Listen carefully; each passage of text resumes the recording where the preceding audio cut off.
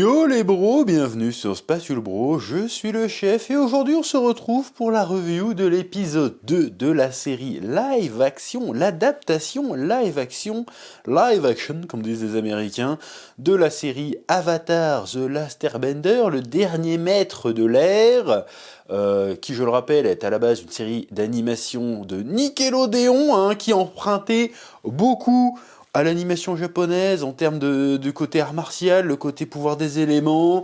Voilà, d'ailleurs, Avatar, c'est un peu le... De base, pourquoi j'ai toujours été un petit peu réticent à regarder, même si finalement j'ai un peu regardé dans ma prime jeunesse, parce que ça commence à dater quand même, ce truc-là, ça a 10-15 ans, c'est que c'était un peu le plot de base. C'était un peu le... Quand tu veux écrire des histoires, t'as un jeune rookie, tu te dis « Oh, je vais imaginer un monde, et il y aura des gens qui auront les pouvoirs élémentaires, et il y aura un élu qui va sauver le monde d'un méchant empire. » C'est la bouse de base. Voilà, tu veux écrire une histoire d'aventure, de fantasy avec de la bagarre, un peu en mode shonen, tu balances ça, t'as de tout, t'as l'orphelin qui est un élu, t'as les pouvoirs élémentaires, t'as le grand empire pas beau qui a le pouvoir du feu, voilà, donc de base ça me faisait pas rêver, j'étais pas attiré par cet animé, mais à force de voir des extraits de ci, de là, du côté arts martiaux et tout, et ben ça m'a intéressé, à l'époque ça passait sur TF1 si je dis pas de conneries, et donc il m'est arrivé de voir peut-être, allez, entre 5 et 10 épisodes, j'ai jamais suivi la série réellement, mais j'ai déjà vu des épisodes, voilà, donc j'en parle parce que c'est important, quand même, j'en ai parlé dans l'épisode 1, mais je vais en reparler quand même ici, parce que ça se sent que c'est un peu de base, en tout cas, que c'est je dis la bouse pour être médisant, mais en vrai c'est pas la bouse, tu sens vraiment que c'est le scénario d'aventure de base. Voilà, scénario d'aventure 101 comme on dit, voilà, leçon A, leçon 1, chapitre 1, voilà, on est vraiment là-dedans quand même. Est-ce que c'est gênant ? Non, moi je me mets à la place d'un nouveau public qui découvrirait ça, notamment un jeune public, parce que la série est quand même très orientée, j'irais pas dire teenager, c'est vraiment pour moi, c'est vraiment une série orientée pour les enfants, jeunes, ados. Pourquoi ? Bah déjà parce que l'écriture, désolé de le dire comme ça, de le formuler comme ça, mais un peu grossière, c'est toujours le même là, même à l'épisode 2, j'ai remarqué les mêmes trucs qui m'ont fait tiquer lors de l'épisode 1, c'est-à-dire que les personnages ont besoin de verbaliser tout ce qu'ils ressentent, tout ce qu'ils pensent, toutes leurs problématiques. Ça, c'est un peu relou. Ça, c'est un petit peu relou. J'ai pas besoin que Aang, toutes les 5 minutes, il se pose la question à haute voix « Mais est-ce que je serai à la hauteur pour être un avatar ? C'est beaucoup trop de responsabilités, je ne suis encore qu'un enfant. Mais, oh là là, je n'arrive pas à assumer. » Et la Katara, pareil. « Mais oui, mais depuis que tu es là, j'ai fait énormément de progrès. Ça fait un jour, machin. » Ils sont obligés de verbaliser des trucs. C'est un peu chiant. Alors, des fois, il faut verbaliser des trucs, mais des fois, il n'y a pas besoin de les verbaliser. Des fois, tu comprends. Simplement, par la mise en scène, par le déroulé des événements, tu comprends. Que le prince Zuko ait besoin de rappeler à tous les 2 minutes, à chaque fois qu'on voit dans une scène, mais il faut absolument que je retrouve l'avatar pour que je puisse retourner chez moi. Parce que, voilà, j'ai été banni. Bon, c'est pas trop exactement pourquoi il a été banni, mais à un moment, il a dû être banni. C'est certainement pour ça qu'il s'est fait cramer la gueule. Hashtag, comment il s'appelle ce con Hashtag Shoto. Il s'est fait cramer sa gueule.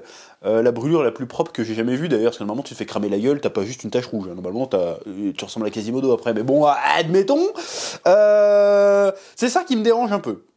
Je trouve que c'est un peu trop Nickelodeon en fait, voilà, c'est ça qui est dommage. C'est que c'est cool, l'univers est cool, les bagarres sont cool, la mythologie a l'air cool, mais j'ai 33 ans, j'ai plus le temps pour ces conneries en fait, voilà, c'est ça que j'ai envie de te dire.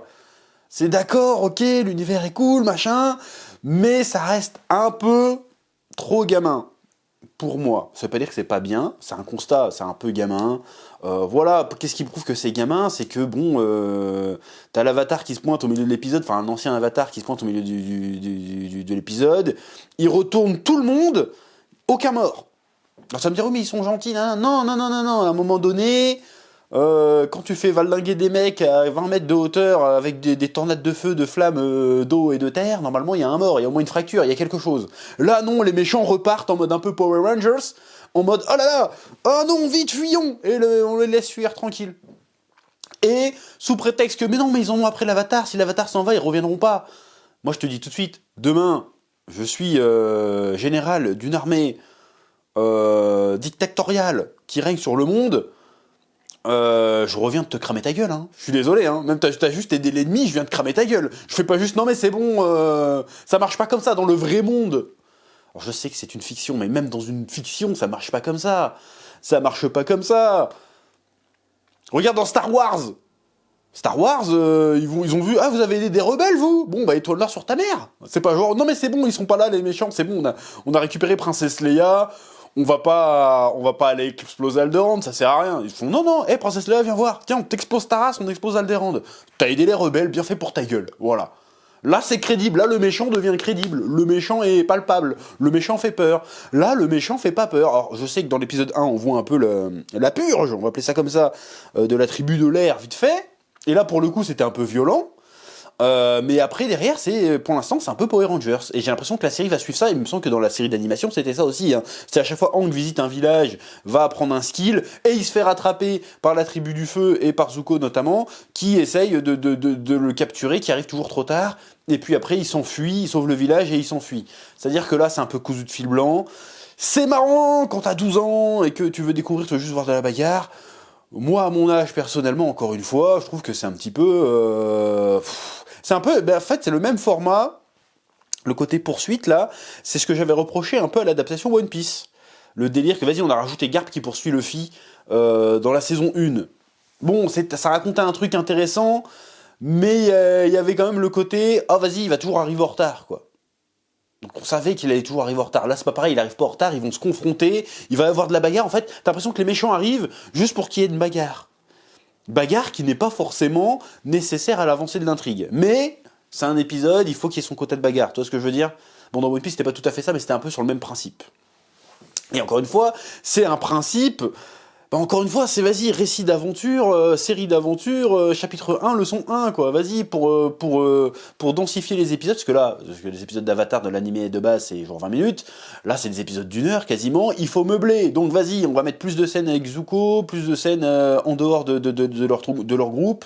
Et voilà, donc c'est cette seconde intrigue, même si elle existe très certainement dans le dessin animé d'origine, je pense qu'elle n'est pas développée pareil, qu'elle n'est pas développée comme ça, et ben elle est là juste pour combler. Voilà, parce que là, les scènes avec Zuko et, comment il s'appelle, Hiro, je crois, si je dis pas de bêtises, bon, peuvent être rigolotes 2 secondes, mais on s'en fout un peu, tu vois ce que je veux dire? Alors, je sais que c'est... Je comprends, en fait, on a compris déjà c'est quoi le développement du gars.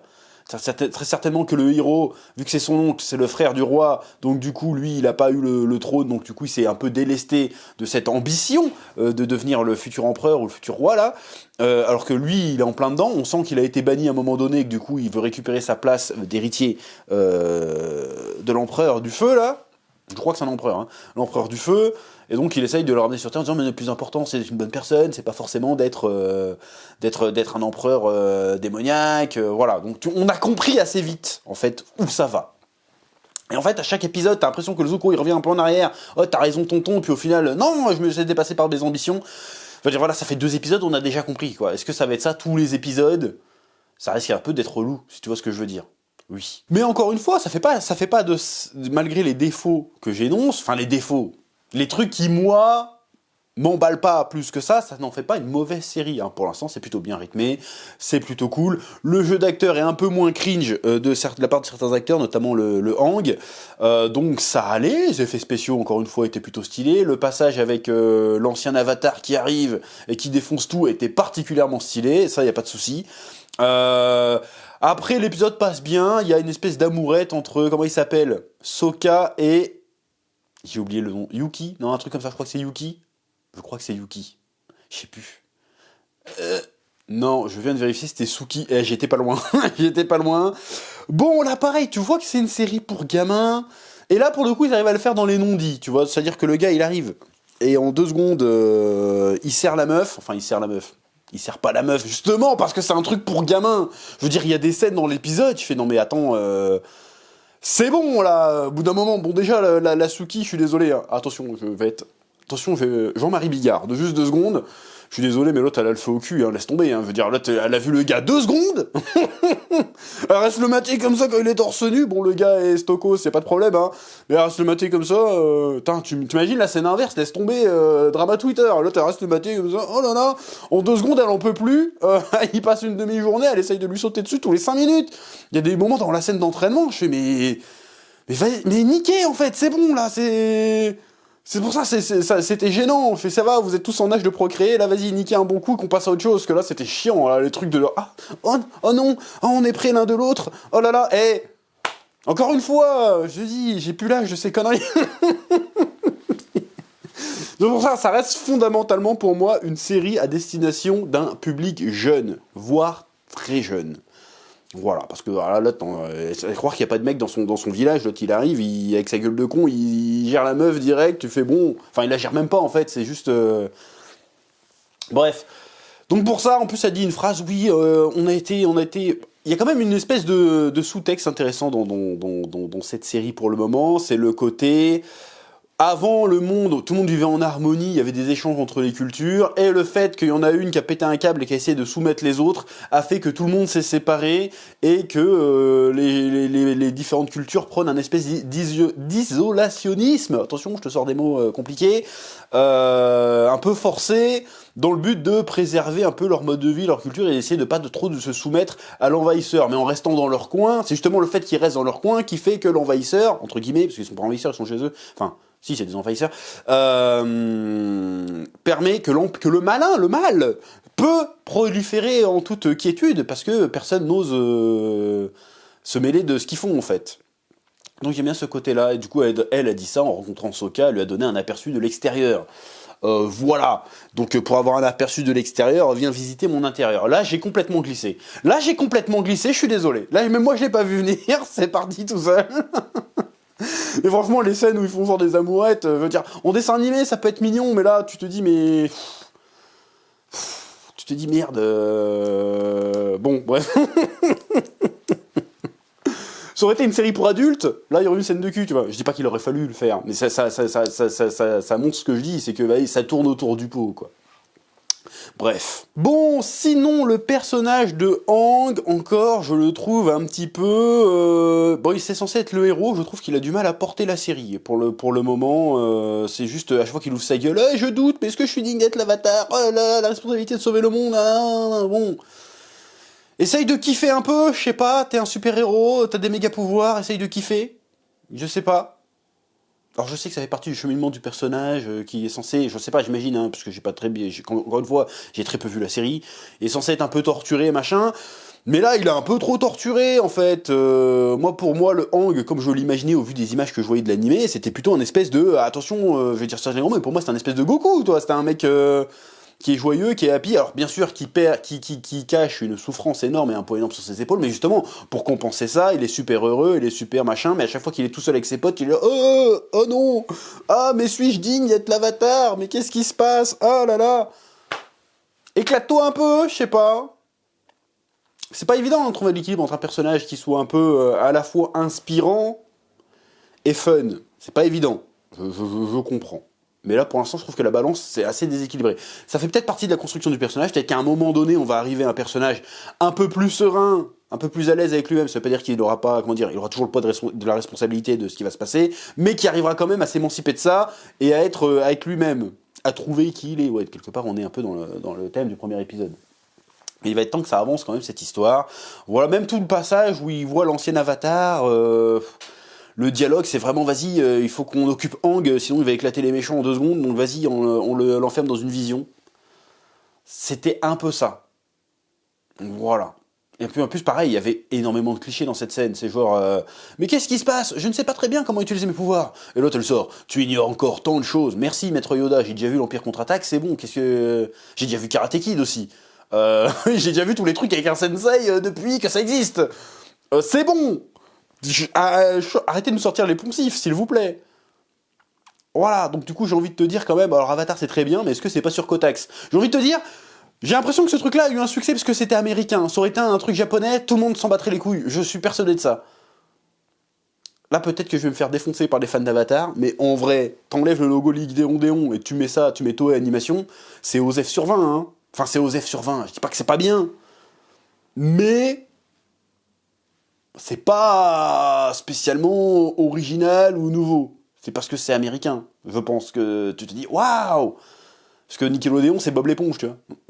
Bob l'éponge, Avatar, je dis pas que Bob l'éponge, c'est pas bien. C'est vachement bien, Bob l'éponge. Mais c'est pas le même registre. Tu te dis, ah, enfin, il propose autre chose que des cartoons débiles. Je pense que c'est plutôt ça. Après, encore une fois, c'est que le début, ça va très certainement s'étoffer. C'est normal, encore une fois, dans un contexte d'introduction à un nouvel univers, à des nouveaux personnages, d'être un petit peu grossier, d'être un petit peu caricatural. Hein. Toutes les histoires du monde, c'est comme ça. Luffy, au début, il est caricatural, Naruto est caricatural, Goku est caricatural. Et je prends l'exemple les plus connus, mais Ichigo, c'est pareil. Eren, c'est pareil aussi. Et finalement, au fur et à mesure que le truc se développe, eh ben, les personnages s'affinent, gagnent en profondeur, gagnent en nuance. Donc j'espère que cette nuance ne va pas tarder à arriver, parce que bon, voilà. Quoi d'autre? Bah, il me semble que c'est à peu près tout. Voilà. Donc c'est un épisode plutôt sympathique. En vrai, hein, encore une fois, la série est sympathique, mais elle me procure pas plus d'émotions que ça. J'ai pas frissonné, j'ai pas été spécialement impressionné, sauf dans le moment de l'Avatar où c'était vraiment stylé. Mais ça se regarde pour le moment, c'est plutôt sympathique. J'imagine que si c'est à l'image de la série doit être sympathique aussi. Mais voilà, moi j'attends un peu plus d'épique, j'attends un peu plus d'intensité dramatique. J'attends que ça gagne un peu en maturité tout ça. Voilà.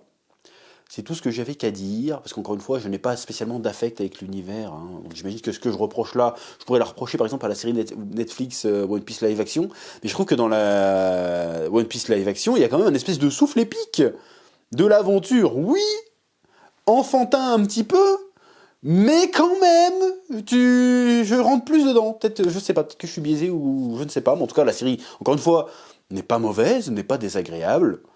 J'ai passé un bon moment. Mais j'ai pas passé un moment de fou non plus. J'imagine que si j'avais eu un affect avec la série d'origine, peut-être que j'aurais en train de dire ah c'est génial, je suis en train de me branler, j'en sais rien. Putain, je vais vous le dire aujourd'hui, je fais pas exprès.